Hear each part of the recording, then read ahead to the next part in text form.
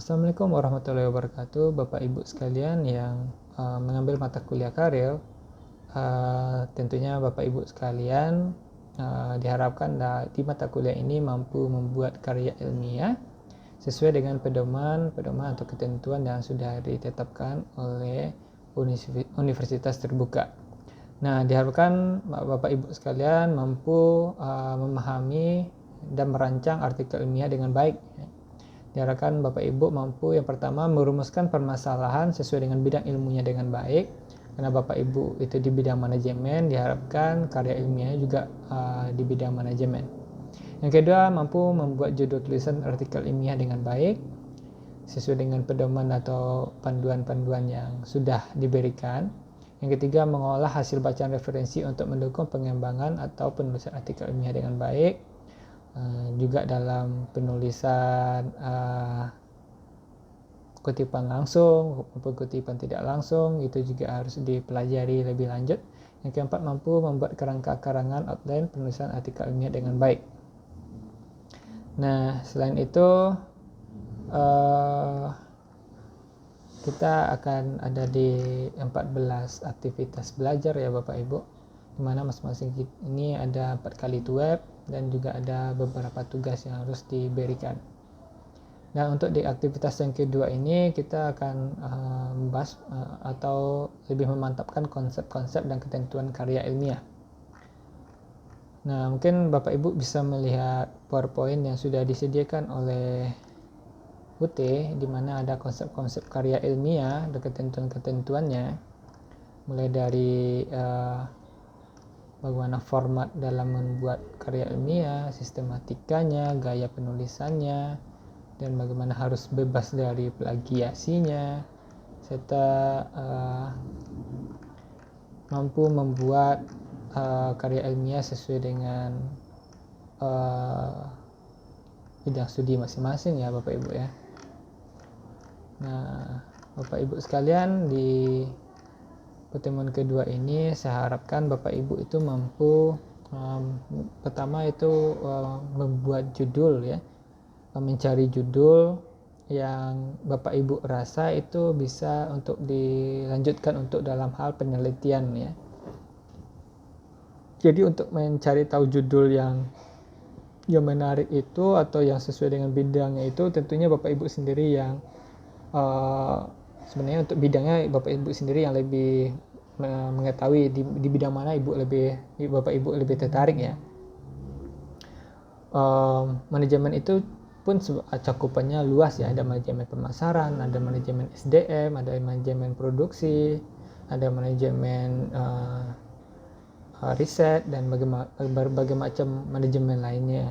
Jadi diharapkan nanti misalkan Bapak Ibu tertarik untuk manajemen pemasaran, makanya cara gampangnya adalah bikin aja di Google judul-judul atau penelitian mengenai manajemen pemasaran. Nanti mungkin ada beberapa macam yang situs-situs yang keluar. Nah, Bapak Ibu bisa melihat dari situs-situs tersebut. Atau Bapak Ibu udah ada gambaran ini mau bikin manajemen pemasaran digital contohnya. Nah, untuk mengetahui lebih lanjutnya Bapak Ibu bisa mencari di Google Scholar. Nah, nanti Bapak Ibu ketikkan aja di sana manajemen pemasaran digital. Nah, nanti akan muncul berbagai macam judul-judul karya ilmiah penelitian terdahulu yang bisa Bapak Ibu jadikan panduan atau acuan dalam melakukan penelitian lebih lanjut gitu. Jadi di sana juga bisa melihat apa saja sih yang perlu gitu. Karena ada beberapa yang penting juga.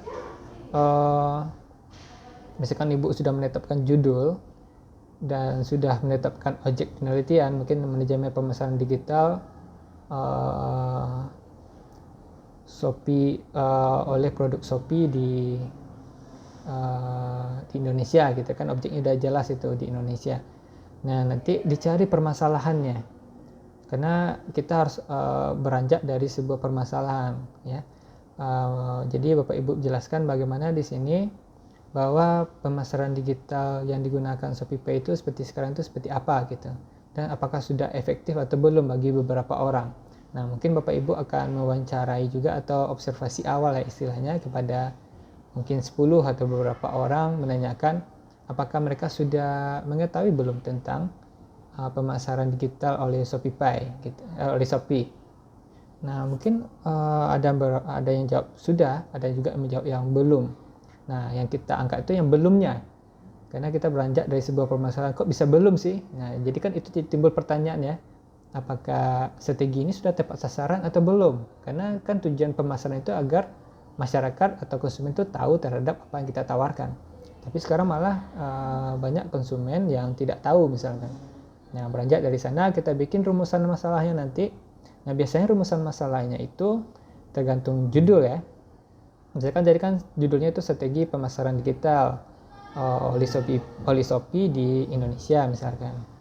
Nah, jadi permasalahannya itu adalah rumusan masalah itu adalah bagaimana strategi pemasaran oleh Shopee di Indonesia gitu. Atau kita ingin mengambil judul yang lain misalkan bagaimana pengaruh brand bukan bagaimana ya, kalau judulnya itu adalah pengaruh brand experience terhadap brand loyalty ya. Jadi bagaimana seseorang itu berpengalaman menggunakan sebuah produk sehingga bisa mencapai ke loyalitas atau kesetiaan terhadap produk tersebut. Nah, biasanya kalau judulnya itu kan itu terdiri dari dua variabel ya Bapak Ibu ya. Variabel yang pertama itu adalah variabel independen, ya, artinya yang mempengaruhi, yaitu adalah variabel X brand experience tadi. Dan yang kedua itu adalah variabel Y atau variabel dependen yang dipengaruhi itu adalah loyalty atau kesetiaan konsumen tadi. Nah, nanti di rumusan masalahnya biasanya adalah cukup satu ya, bagaimana pengaruh brand experience terhadap brand loyalty gitu. Jadi cuma satu rumusan masalahnya. Tapi kalau X-nya 2 atau variabel independennya 2 seperti judulnya seperti ini, bagaimana pengaruh brand experience dan brand satisfaction terhadap brand loyalty. Nah, kan kita mau melihat bagaimana pengalaman serta kepuasan terhadap loyalitas. Nah, kalau seperti itu ada dua kemungkinan rumusan masalahnya. Yang pertama itu adalah rumusan masalah secara parsial. Kita melihatnya atau ingin mencari hasilnya secara parsial, secara tersendiri-sendiri.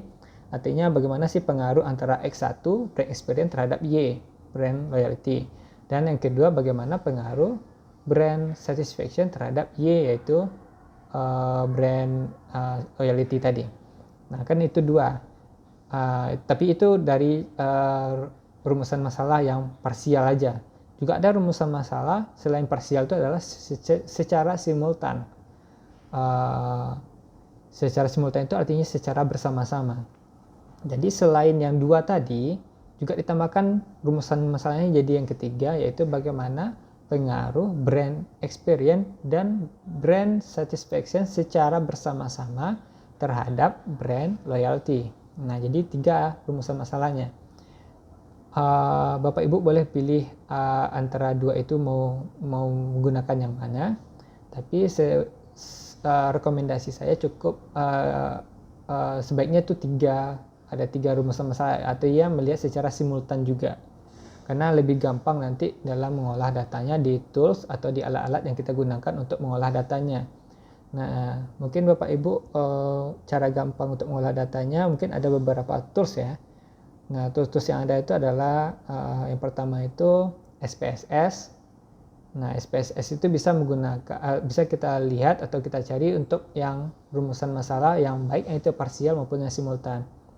Yang kedua, selain SPSS, yang kedua adalah SEM-PLS atau Smart PLS. Itu bisa kita juga gunakan, tapi Smart PLS khusus yang parsial aja, ya, yang secara sendiri-sendiri aja. Dan yang ketiga juga bisa kita gunakan eFuse, ya. eFuse kita bisa kita gunakan juga baik itu parsial maupun simultan, bisa juga. Tapi saran saya cukup di SPSS ya. SPSS atau di Smart PLS saja, karena lebih gampang. Karena biasanya eFuse itu lebih banyak digunakan kalau kita melihat hitungan waktu gitu. Jadi misalkan hitungan waktu ini adalah bagaimana laporan keuangan perusahaan ini dari 5 tahun yang terakhir gitu. Jadi kan itu ada waktunya ya. Kita lihat itu waktunya, dan tahun 2018 bagaimana, 2019 bagaimana, dan selanjutnya itu menggunakan istilahnya itu adalah tim series ya. Oke, karena kita tidak menggunakan tim series ya, makanya kita gunakan yang SPSS saja. Jadi otomatis kita menggunakan 3 rumusan masalah. Kalau X-nya itu ada 2 dan Y itu ada 1. Oke, selain itu nanti Bapak Ibu juga harus memahami juga, yang pertama yang penting itu adalah Bapak Ibu mau meneliti itu secara kualitatif apa kuantitatif ya. Karena mungkin Bapak Ibu ya kebanyakan mungkin tidak terlalu memahami mengenai kuantitatif sehingga lebih memilih untuk kualitatif.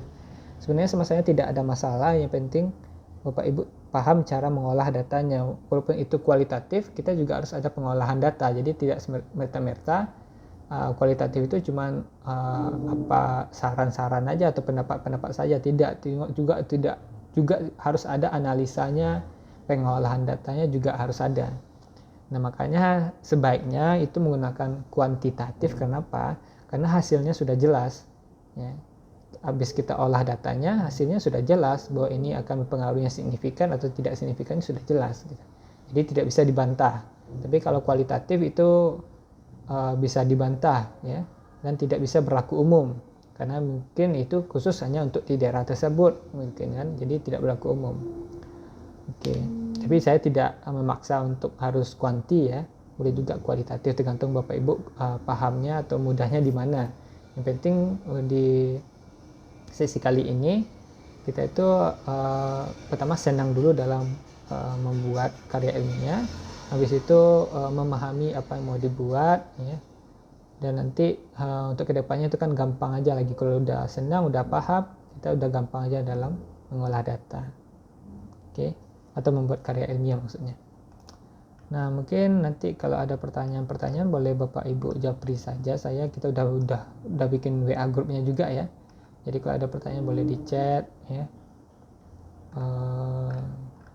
Oke, dan Bapak Ibu jangan lupa juga untuk mengirim tugas yang sudah harus dikirim ya, karena udah beberapa pertemuan juga, makanya saya harapkan itu tugas tetap diberikan. Kumpulkan saja dulu, nanti lambat laun kita akan memperbaiki lebih baik sampai menjadi lebih sempurna dan bisa diterbitkan. Mungkin hanya itu saja Bapak Ibu, terima kasih. Assalamualaikum warahmatullahi wabarakatuh.